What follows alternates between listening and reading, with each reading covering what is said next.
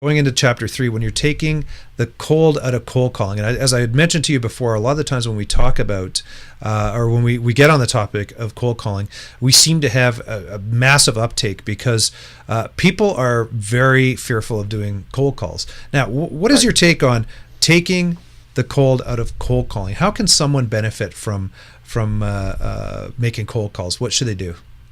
Well, this chapter's been one of my most popular presentations in the 25 years that I've been speaking, and it's probably the one area where most salespeople, struggle with the most. And I always relate it back to, I've had salespeople come up to me in my career and say, "Gosh, I love everything about selling.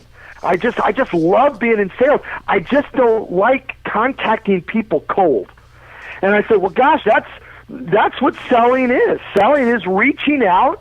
Okay, introducing yourself and getting someone who doesn't know you or doesn't know your product or service, and getting them to be interested in you. And that's what I talk about in taking the cold out of cold calling. And I will say this: I do teach a kind of a technique that I think is the absolute best appointment getting technique that a salesperson could employ. But I've got to give you give you a little bit about that. Is that most salespeople make a fatal mistake when they're prospecting, when they're cold calling, and that fatal mistake is they talk about themselves. They pick up the phone and say, "Hi, Mr. Smith. My name is David Rich. I'm with Rich Ideas, and I'd like to come out and talk to you about my service. I'd like to do this. I'd like to do that. I was wondering if I could have a few minutes of your time, or I was going to be in your neighborhood next week, or I was hoping you'd sit down with me."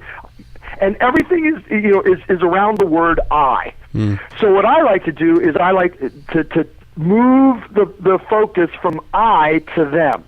Talk about why you're calling and why you know that they have a problem that you can solve.